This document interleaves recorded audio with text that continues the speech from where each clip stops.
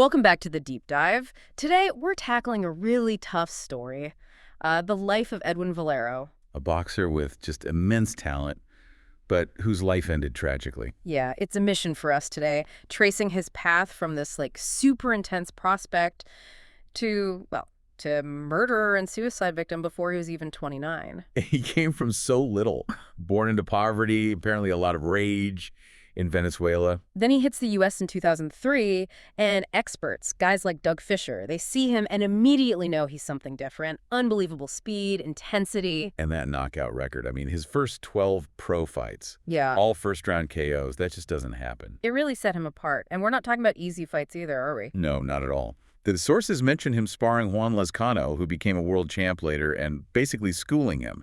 Lezcano actually had to find different sparring partners. Handling a future champ with ease. And this is before he'd even completed 8 full rounds as a professional boxer. Exactly. 8 rounds total. It's wild. But then this unstoppable force hit a wall. A big one. Medical issue. Yeah. January 2004.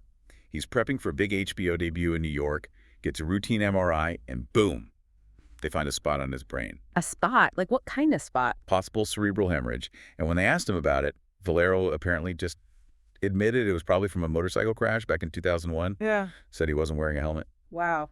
Just like that. Admitted it. Seems so. And that admission, combined with the MRI, well, the New York State Athletic Commission denied him a license. And that was basically it for him in the U.S., right? Pretty much. The Association of Boxing Commissions followed suit, a complete ban across the states. He got really disillusioned, especially with his promoters, Golden Boy, felt they should have fought harder for him.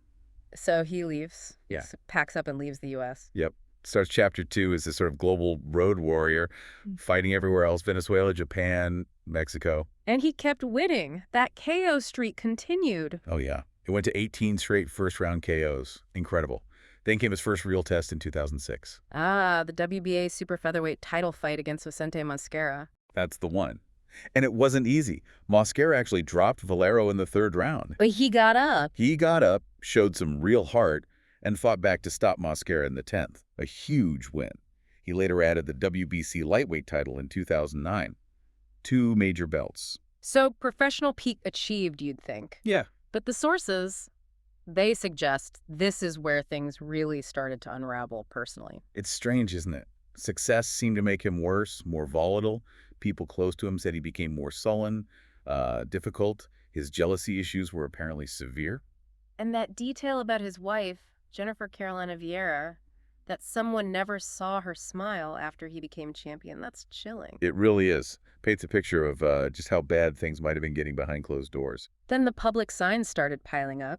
That huge Chavez tattoo on his chest caused a stir. Right, the political statement. And then the DUI charge that basically killed any chance of getting back into the U.S. to fight. And the domestic violence accusations started surfacing late 2009, often withdrawn, but the pattern was there. It all seemed to accelerate in early 2010. Jennifer ends up in the hospital. Punctured lung, broken ribs. Which she claimed was from a fall. That was the official source she gave, yes.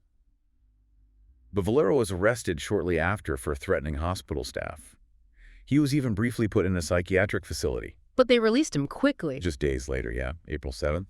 And then barely 10 days after that, it all just collapsed. He was supposed to go to rehab in Cuba, right? Government arranged it. He was.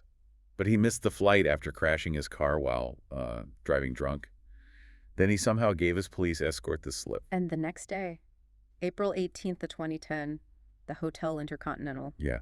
He walks down to the front desk barefoot around 5:30 in the morning, calmly tells him he'd stabbed his wife, Jennifer, to death. Just announced it.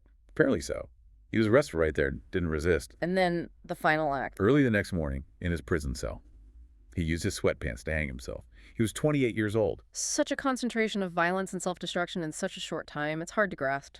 It is. And the sources really point to this perfect storm. You know, childhood rage, definitely the head trauma, then fueled by alcohol, cocaine, a combustible brew, as one source put it. That phrase sticks with you. And that witness account, the one about Jennifer's uncertain look, wondering later if it was a silent plea for help that just went unanswered. It's haunting. So the sources suggest this inherent violence was maybe always there, but the crash, the brain injury, the substance abuse, It all just poured gasoline on the fire. Seems to be the consensus, yeah. Which leaves us, and you listening, it's a really difficult question. When you have all these factors, environment, injury, addiction, all pushing towards such a violent end, where does personal responsibility begin and end? It's something to think about.